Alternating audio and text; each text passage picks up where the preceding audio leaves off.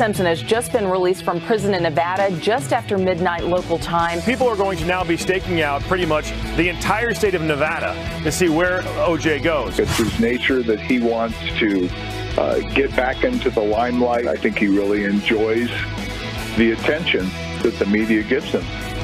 A tense situation unfolding in Puerto Rico, and it's growing more dire by the minute. The big problem is still power. Only 5% of the grid is back online. We are sending tremendous amounts of supplies, tremendous amounts of food and water, and we are sending great people to help. Outrage over the national anthem protest continues across the country. We should take some of these young men and we should send them to Kandahar, Afghanistan. Have them stand with those soldiers and get them to explain to them what the American flag means to them. We need to pray before the flag. We need to pray before the anthem. As a country, as a community, that's what we do. President Trump has been rolling out the plans for tax reform this week.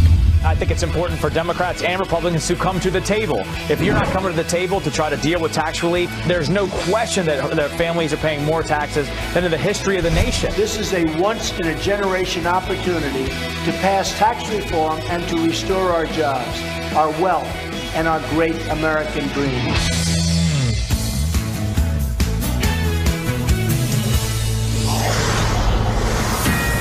It is October 1st. It is Sunday edition of Fox and Friends Weekend, and we are right to a Fox News alert because O.J. Simpson is officially a free man. The 70-year-old released on parole overnight in Nevada after spending 9 years in prison for a botched armed robbery. Adam Housley live for us in Las Vegas with the very latest. Adam, good morning. Good morning, guys. Yeah, about 3 hours ago, O.J. walked out of the Northern Nevada prison up in Lovelock, about an hour and 15 to hour and 20 minutes or so outside of Reno at about 8 minutes past midnight local time. So again, just almost 3 hours ago, O.J. walked out. We have the 6-second video that was taken by the Nevada Department of Corrections, and they put this out. There's also a photo. You can see O.J. dressed in jeans and some white tennis shoes. We're told that there was one SUV outside. It was not a Ford Bronco. That question, of course, is going to be asked. He had one person inside driving. They don't know if anybody was in the back. There was no real issues whatsoever. He got into the SUV and he drove off. We do know that Brooke Keese, the public information officer for the Nevada Department of Corrections, did have an exchange, which they say happens pretty periodically when someone is released on parole. Basically, she says that she told O.J. upon release, don't come back, and O.J. said, I don't intend to. That was pretty much all they heard from O.J. as he signed the papers and left in that SUV. Now the question becomes is where does he go? The common belief, and at least you talk to his friends and family, is that he's coming here to Las Vegas. Significant driving distance to the south, but he could fly in a private jet, he could fly a plane, could take commercial in the morning once the commercial flights are back in service in Reno, because you could take a Reno flight to Vegas, no problem. But at this hour, we don't know where he's going. That is at least the belief, because Florida officially has said that the paperwork has not been turned in, and we do know that's been acknowledged by his family and his attorney that he wants to end up in Florida. So as right now, guys, we believe he's coming here, and we're told now the latest number is $20,000 potentially for that first photo of somebody getting of O.J. wherever he may be. So we'll be, of course, keeping our eyes out on social media. And Vegas is still awake, as you might imagine, so if he arrives here, he'll have a lot of people here to see him. Back to you guys in New York. All right, Adam Housley, live for us. Thank you so much. If I were living in Nevada right now, I'd want to know where he was going. I'd want to know where he was right now and where he was heading. Or if, you happen to board your 6 a.m. commercial flight and on board. Sitting right next to you? Yes. That's an Instagram moment. I'm not going to lie. Yeah, what do you talk about? That's a good question. Maybe you give him a tutorial on your iPhone, because he plans to want to go out and get a new iPhone because he's been in prison before that really became a big thing. Right. He wants to have a steak and some seafood, it says. He wants the simple pleasures of life that didn't get in prison. And he wants to go to Florida. We're going to have Pam Bondi, the Attorney General of Florida, on our show later on. She says they don't want him in Florida. I don't know, Todd. Yeah. You Attorney General. So look, here's the deal. She wrote a letter requesting that he not be allowed in Florida. We're going to talk to her about the legalities of all that, the law involved, whether that's going to work, whether it's not going to work, because there's something called an interstate compact that may prevent that. So we're going to talk to her about that and what she's hoping to accomplish with her letter. Well, that's where his kids are. That's where I think he enjoys spending most of his time. We weren't around when he was in 1968. At least we weren't old enough to really appreciate it. I wasn't around then, but you think about where he was at that moment, one of the best college running backs at USC, then going on to play for the Buffalo Bills. He was a runner-up to win the Heisman Trophy. Then he won the Heisman Trophy. Then he was the first to run for 2,000 yards. Before it was a 16-game season. It was a 14-game season. I mean, this guy was a superstar, and then he went into Hollywood and made cultural movies. icon. Yeah. Cultural icon, indeed. That's why there was so much fascination. I even remember in junior high, the verdict. I mean, it's one of those you remember where you were I was moments. in 2nd grade on the playground. I know. It's crazy. Old Man River over here was in high school, I guess. But, yeah, it really is. And it's an iconic moment. And so We've followed this for years and years. But, we'll keep a close eye on that one as well. But a lot going on. Developments continue, and President Trump has announced, he announced a couple days ago, he'll be heading to Puerto Rico to see firsthand the devastation, as he did in Florida, as he did in Texas, following hurricanes that hit there. But he's been hit pretty hard by the San Juan mayor. Her name is Carmine Yulín Cruz. If you turn it to any other network, I think she is permanently on television these days, bashing the president. The president hitting back yesterday, saying this in a tweet. He wrote, "I will be in Puerto Rico on Tuesday to further ensure we continue doing everything possible to assist and support the people in their time of great need." And so he has doubled down on saying, hey, this is a mayor, and this mayor 4 days ago was praising FEMA, praising the response. She was adamant about it, saying it could be faster, it could be quicker. But now she's turned really nasty, saying, we are dying here. The president is doing nothing, and he's been punching back. Well, she did an interview on another network where she was asked about the president's efforts, and she says, it was a press conference. Was it a press conference? Yep. Yeah, take a listen to this. I will do what I never thought I was going to do. I am begging anyone that can hear us to save us from dying. I am asking the members of the press to send a Mayday call all over the world. We are dying here. So you heard that press conference there. Our own Geraldo Rivera, who's been on the ground there for days now, he's got a lot of family. This Puerto Rico is something that is very close to his heart. So he did an interview with this mayor, and he pressed her on some of the things that she was saying. You got to take a listen to this. It is hostile. When people are dying, it is hostile. But I don't see people dying, Mayor. Well, that's my then I don't think you're going to the right place. Well, you're talking about people starving? Yeah. People don't have food, people don't have water, people can't have their dialysis, people can't have their oxygen tank. So maybe you haven't gone to the right places. If you are a mother and have to give your child water from a creek, I don't think that's something that people want to see in any country. If you look behind the mayor there, pallets of food and water. If we can cut back to the original shot at the press conference, it's ironic. She's bashing the aid effort as she stands in front of pallets of food U.S. aid sent. And you can talk about bureaucracy and process, and it can always be faster in cutting through red tape. But those comments, as well as, I think you were alluding to it, Abby, some comments she made on CNN, basically saying the president's response is sexist. And she said, maybe he's used to women who need to be told what to do. So you've kind of, in my mind, she's been all over the media. She's become kind of the new face of the resistance of how many problems are going on. And but if you're that busy, if your people are drinking out of creeks, and I don't minimize at all what's happening there. Of course, it's devastation. Apparently, you also have time to get screen printed shirts that say, help us. We are dying, SOS. Well, in that same interview you were talking about where she says President Trump is used to women being told what to do, right before she made that comment, she said, I don't want to get into small politics here. And that's then exactly what she divulged did, right into that. So I was reading another article of a mayor in Puerto Rico of a different town, and he was saying how it's interesting that she's saying that because that's not what I have seen from my perspective. And also, ironically, she hasn't been in any of the meetings that I have been in with the federal government, with FEMA, the people that are on the ground to help. So if you're going to make these statements and you're going to have, these claims about what's really going on, maybe do your job and work with the feds on the ground to help the people that you serve. That would give you a little more credibility. And to Pete's point, saying, maybe he doesn't listen to women.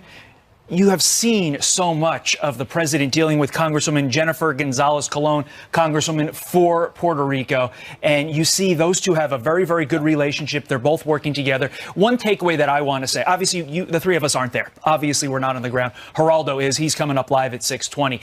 But before we start jumping into a political he said, she said, let's remember that there are a number of individuals that are saying the response has been okay. The governor of Puerto Rico and the president have been in constant communication. We've heard Brock Long. If you're going to take anybody's view on all of this, I think you should take Brock Long, the FEMA administrator, because we saw how great he did during Houston and in Florida. Let's listen to what he is saying. He is saying, look, We need to work hard here, but at the end of the day, this mayor of San Juan is a little bit off the rails. FEMA is trying their best. We're doing an okay job. More is going to be done, but let's not jump to conclusions right off the bat. Yeah, or play politics or play identity politics like claiming it's sexism. But also, it is Sunday. It's football Sunday, and we've been covering the story of kneel or not kneel. The president's starting a national conversation about that. In fact, on the show in the 9 o'clock hour, we're going to live feed the London game, which plays early, and see what happens. We did that last Sunday. Remember what happened? We did that last Sunday. They stood for the Queen, but not for us. President Trump quadrupling down. I don't even know what it is now. I don't even know the right word. He's continuing the fight, saying very important that NFL players stand tomorrow, as always, for the playing of the national anthem, respect our flag and our country. Many teams have changed their position. The Dallas Cowboys, who kneeled and then stood, they will now be standing with their hand over their heart. Pittsburgh Steelers, who stayed in the locker room, have said they will now come out and honor the anthem, as well as the New Orleans Saints, Drew Brees, coming out and saying that they will stand as well. So it'll be very, very interesting if that was a one-week thing and the NFL has said, let's end this, or whether it continues. Because they realize people just want to watch football. And ultimately, it impacts the people that are going to watch it, impacts the ratings, it impacts the advertiser. So I'm not surprised at all that this is what we're seeing happen. But we'll be watching this closely 3 hours this morning and see what happens. Can I make one more note? I'm kind of sick of the arm locking.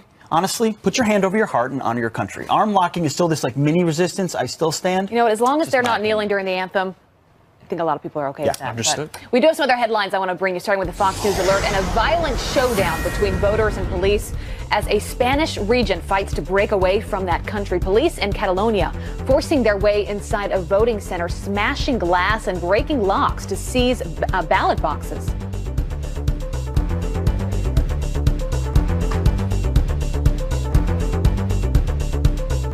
Well, we'll get that video for you shortly. Millions of people have been voting in the referendum in defiance of the Spanish government. You can see it right there, which had pledged to stop the poll after the country's constitutional court declared it to be illegal.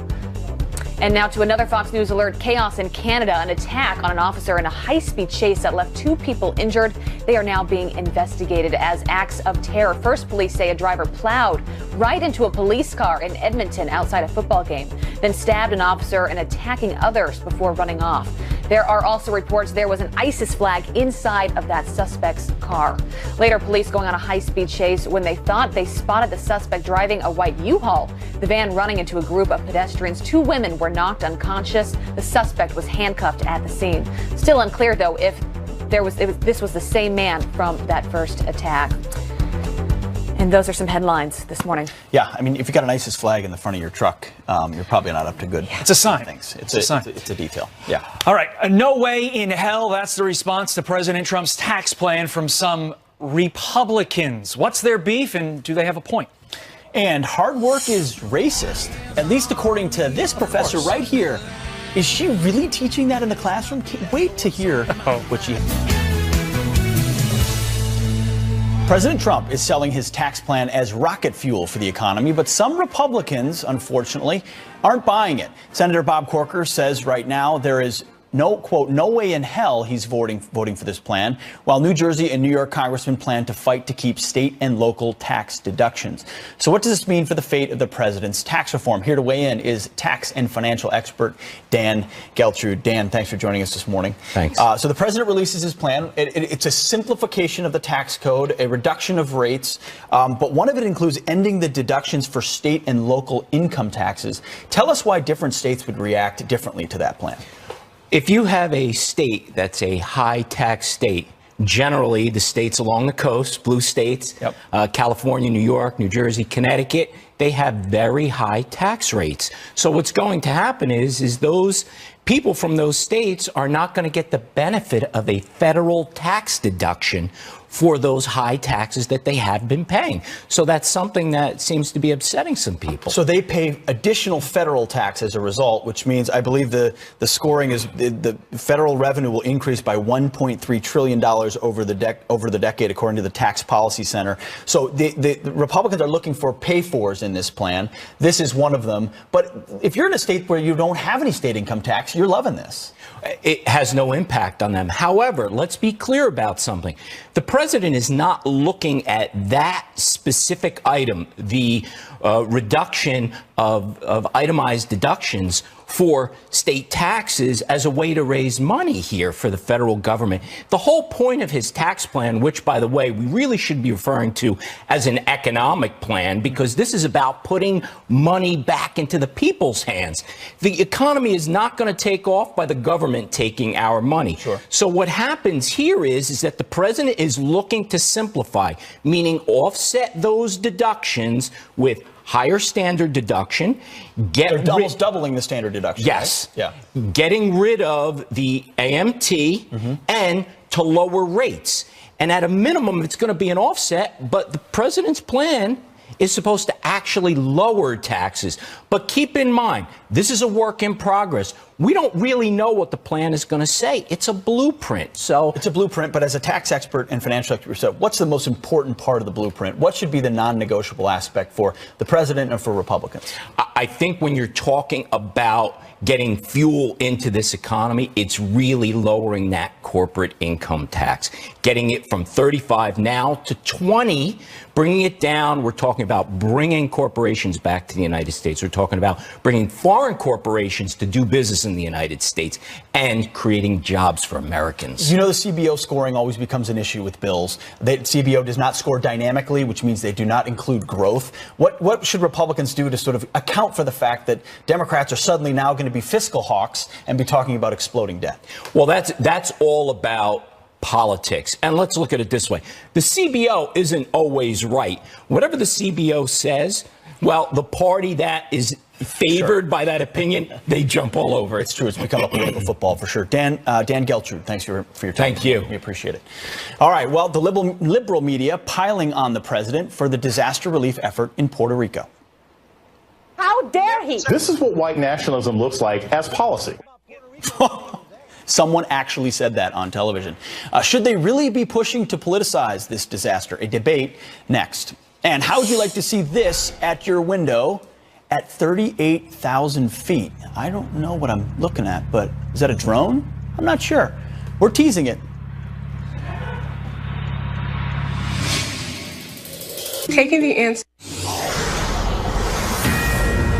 We are back with a Fox News alert. The mayor of San Juan, Puerto Rico, firing back after President Trump slams her cooperation during the island's humanitarian crisis. This as more aid is arriving to the hurricane-ravaged island. Fox News correspondent at large Geraldo Rivera live for us in San Juan with an exclusive interview with Mayor Carmen Yulín Cruz. Geraldo? Hi, guys. You know, it's very sad to me, very melancholy that in the midst of this disaster, partisan politics is weighing its ugly head. You have a Republican governor who generally thinks the relief effort is going swell, and then you have a very left-wing Democratic mayor of San Juan who is in this fight with the president of the United States, causing outrage in the mainstream media that the president is insensitive and the president is ignoring the plight of the people of Puerto Rico. Now, you know, I have been mildly critical of the U.S. relief effort. I think it's been uneven.